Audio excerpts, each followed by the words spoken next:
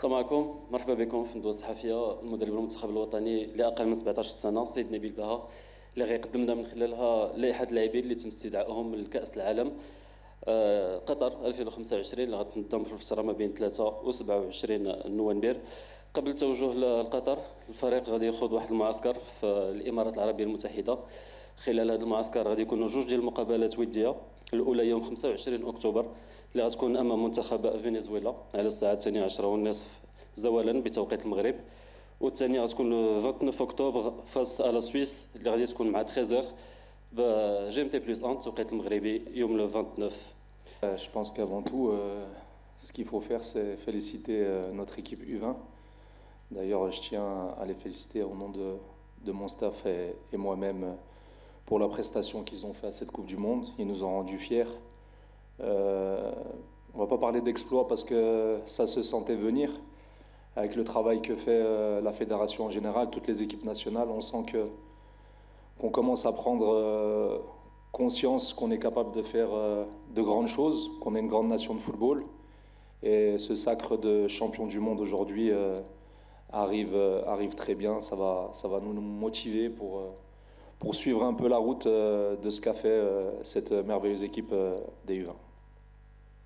Parfait. Donc juste pour un petit rappel par rapport à cette Coupe du Monde au Qatar, des U17, le Maroc il est logé dans le groupe B, aux côtés du Japon, du Portugal et de la Nouvelle-Calédonie. Coach, vous nous présentez cette phase de groupe rapidement? Ouais, on va commencer par... Bon, ça c'est les matchs qu'on va faire au Qatar. Voilà le groupe B, on est tombé sur le groupe B. On aura le Japon comme premier match. Ensuite, on aura le Portugal et on terminera par la Nouvelle-Calédonie. Sur les 4 nations, il y a 3 grandes nations de football. La Nouvelle-Calédonie, on ne va pas dire que c'est un match facile, mais c'est un match plus à notre portée. Ouais, même si en Coupe du Monde, tous les matchs sont difficiles. Mais bon, on y va confiant, on y va avec une volonté de faire de grandes choses et Inch'Allah, ça va le faire. Juste après la Coupe d'Afrique, il y a eu la date FIFA du mois de juin où on a fait un tournoi à Alicante, en Espagne. Ensuite, on a laissé les joueurs se reposer pendant un mois et demi. Ils ont terminé leur championnat dans leur club. Ils ont été se reposer un peu. Ensuite, nous, à partir du 4 août, on a commencé la préparation avec les joueurs qui sont dans le championnat marocain. On a fait pas mal de matchs amicaux ici avec des équipes locales. Et ensuite, il y a eu la date FIFA du mois de septembre. On est parti faire un tournoi en Espagne à Jerez. On a joué contre l'Angleterre, l'Ouzbékistan, le Canada. Ça nous a permis de voir les joueurs qui jouent à l'étranger. Ensuite, on a eu la date FIFA du mois d'octobre. On est parti faire une double confrontation au Sénégal. On a eu joueurs locaux et joueurs de l'étranger. On a eu pas mal de joueurs qui sont sur cette liste qui n'étaient pas sur la date FIFA du Sénégal. C'était un compromis avec les clubs pour pouvoir les avoir plus tôt à la Coupe du Monde au Qatar. Et sincèrement, je tiens à remercier aussi les clubs qui vraiment jouent le jeu et qui nous aident à ce que les joueurs soient disponibles rapidement. Donc je pense que nous avons assez gardé le suspense. On peut voir la liste maintenant? Ouais, on va voir la liste. Bon, ça a été difficile de faire la liste, vu qu'à la Coupe d'Afrique, on avait le droit à 26 joueurs. Là, on n'a plus que 21 joueurs, dont 3 gardiens. Donc, il y a pas mal de joueurs qui vont rester sur le carreau. Mais bon, il y en a qui sont encore jeunes, qui vont participer je l'espère, à la Coupe du Monde ou à la Coupe d'Afrique de l'année prochaine. C'était pas facile, j'aurais aimé les ramener tous avec moi parce que c'est des garçons fantastiques et il y a un certain attachement avec eux. Mais bon, il faut faire une liste, il faut faire des choix, c'est le football. Donc on va commencer. Donc dans les buts, on aura Bellarouche qui joue à l'Académie Mohamed VI, Sofiane Edrissi qui joue aussi à l'Académie Mohamed VI, Yassine Badawi, l'Olympique de Marseille. Pour les défenseurs, on aura Hamza Bouadi, latéral droit, qui joue au Fatah. Ilyes Arbaoui, latéral gauche, qui joue à l'Athletic Bilbao. Youssef Belhassan, latéral droit, qui peut aussi jouer défenseur central, qui joue au Borussia Mönchengladbach. Nassim Massoudi, du Bayern Leverkusen. Driss Saïd Cheikh de l'Académie Chipo, Monsef Zekri de Malines et Ilyes Hidaoui de l'Académie Mohamed VI. Au milieu de terrain, on aura Ilyes Saïdi, AJ Auxerre, Abdullah Wazan, Ajax Amsterdam, Wassim Dardak, Toulouse FC, Walid Ibn Salah de l'Académie Mohamed VI et Zakari El Khalfioui de Toulouse. En attaque, il y a Younes El Bayadi de Berkane, Ziad Baha, Real Betis, Ilyes Belmokhtar, AS Monaco, Naël Hadani, AS Monaco, Ismaël El Oud, Valencia et Abdelali Daoudi du Fatah. Alors, les joueurs, on les a préparés petit à petit à chaque stage qu'on a pu faire depuis le mois de juin, en leur disant que malheureusement, il n'y aurait pas 26 joueurs à cette Coupe du Monde et qu'on était vraiment désolé de ne pas pouvoir prendre tout le monde, ça aurait été notre souhait. Mais bon, c'est le football, ils doivent l'accepter. Le week-end, dans leur club, il arrive aussi qu'ils restent chez eux le week-end, qu'ils ne soient pas convoqués. Ça fait partie du football. En ce qui concerne Adam, c'est un joueur 2009. Il a vécu la Coupe d'Afrique avec nous ici au Maroc. Il aura l'occasion, Inch'Allah, de participer à la Coupe d'Afrique qui viendra l'année prochaine et la Coupe du Monde qui est heureusement maintenant et chaque année. Donc il y a encore, ce ne sera pas cette année, ce sera l'année prochaine. Mais malheureusement, dans le football, il faut faire des choix. Des fois, ils sont difficiles, mais c'est le rôle de l'entraîneur.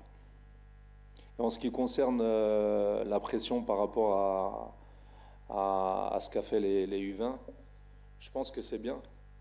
Parce que nous, les joueurs, on leur dit tout le temps qu'on va dans les compétitions pour les gagner. Et maintenant que notre équipe nationale du Maroc l'a gagné, on a un exemple. On peut leur dire, voilà, les U20 l'ont fait. C'est pas dire on va gagner la Coupe du Monde et le joueur il va nous regarder et dire ouais, mais on l'a jamais gagné. On n'a jamais gagné de Coupe du Monde dans les catégories aujourd'hui. Alhamdoulilah, c'est fait. Maintenant, la route elle est ouverte. C'est à nous de faire de bonnes prestations. Je pense qu'on a un bon groupe qui est champion d'Afrique. Il va falloir ce facteur confiance, il va falloir jouer avec. Mais bon, une Coupe du Monde, c'est pas une Coupe d'Afrique. Il y aura beaucoup de grandes nations qui sont capables de la gagner. Mais on y va avec beaucoup de confiance, beaucoup d'humilité bien sûr, mais pour faire de grandes choses. Non, il ne faut pas le voir comme la pression, faut le prendre comme une motivation. On est champion d'Afrique et aujourd'hui toutes les nations nous attendent. À plusieurs reprises sur les matchs amicaux, je l'ai dit, que quand on va jouer, on vient avec un titre de champion d'Afrique. On est respecté, on est craint, mais il faut toujours montrer pourquoi on est champion d'Afrique. Il ne faut pas s'endormir en disant que maintenant on est champion d'Afrique, on va se reposer. Non, il faut toujours montrer pourquoi on est le champion d'Afrique et montrer qu'on est une grande nation de football et qu'on peut gagner n'importe quelle nation aujourd'hui. Le football marocain, il est en bonne santé. L'année 2025, c'est une grande année. Il y a beaucoup de titres qui ont été gagnés. Le futsal va bien aussi. Comme vous avez dit, à Saadil, ils ont gagné encore contre l'Espagne 4-2. Dans les différentes catégories, on joue des grandes compétitions. Et ce qui est bien, c'est qu'on ne va plus dans ces grandes compétitions pour participer. Aujourd'hui, le public marocain attend beaucoup plus de nous. Il attend des résultats, il attend des victoires. Mais bon, avec tout ce qui est fait aujourd'hui, les infrastructures, les équipes qu'on a, les joueurs qui jouent dans de grands clubs, on se doit d'aller loin dans les compétitions. Après, il faut aller les gagner, c'est pas facile. C'est pas juste en portant le maillot qu'on peut gagner des compétitions. Tout le monde nous respecte, tout le monde parle de nous dans le monde entier, dans toutes les télévisions. C'est de bon augure, mais derrière tout ça, il y a un grand travail de fait, pas que de nous. Les personnes qui sont passées avant nous aussi ont fait un grand travail. Et nous, on est dans la continuité de ce qui se fait. Et on a un président qui nous met la pression pour avoir des résultats, qui nous donne tous les moyens pour les avoir. Et c'est à nous de faire le travail. Après, du moment qu'on prépare bien, qu'on fait tout pour pouvoir gagner la compétition, qu'on n'ait pas de regrets à la fin des compétitions, c'est le plus important. Mais aujourd'hui, c'est vrai qu'on va dans Coupe du Monde, Coupe d'Afrique, tournoi amical, matchs amicaux, même matchs amicaux ici. On va pour gagner. Younes El Bayadi, malheureusement, c'est un joueur qui devait faire la Coupe d'Afrique, les Canarsoïdes de l'UNAF. mais malheureusement, il s'est blessé, il a eu les ligaments croisés. Et c'est un joueur, اللي كنشوفو ديما حنا في معمورة dans les stages avec les joueurs locaux. C'est un joueur que j'ai remplacé pendant la Coupe d'Afrique. C'est le joueur qui devait participer à cette Coupe d'Afrique et malheureusement, comme il s'est blessé, on l'a remplacé par un autre joueur. Et là, comme il est revenu, il donne satisfaction, il a fait des bons matchs pendant la préparation, il est revenu à son niveau, donc c'était normal qu'il soit dans cette liste. Aller au bout. احنا بغينا نوصلوا في la finale, Inch'Allah, mais ça va pas être facile, il ne faut pas croire. Chaque Coupe du Monde est différente. D'ailleurs, nous, notre Coupe du Monde, elle a 48 équipes. C'est pas la même chose que les U20. Ce qu'ils ont fait, c'est exceptionnel. Mais ça va être une Coupe du Monde très, très difficile. D'ailleurs, chez les U17, il n'y a pas beaucoup de joueurs qui jouent en pro.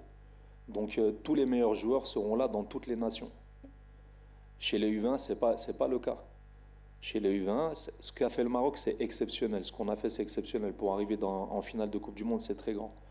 Mais il y a beaucoup de nations qui n'ont pas eu leurs meilleurs joueurs. Nous, chez nous, ça va être beaucoup plus difficile. Mais on est capable de le faire. On est capable de le faire, on l'a préparé et c'est une Coupe du Monde. On a la capacité d'aller au bout. Maintenant, il va falloir jouer les match après match, bien préparer cette préparation qu'on va avoir à Dubaï. Et ensuite, le premier match très important de bien le jouer et si possible de le gagner pour avoir un facteur confiance qui va nous donner la possibilité d'avoir des bons résultats par la suite. Ouais, c'est vrai qu'on est monté en puissance au Sénégal. C'est très positif de revenir dans le deuxième résultat sur le deuxième match quand on perd de 2-0. Ça prouve que les joueurs sont capables de revenir au score, que mentalement ils sont forts, que même si les conditions climatiques ou du terrain sont difficiles, ils ont la capacité de s'adapter.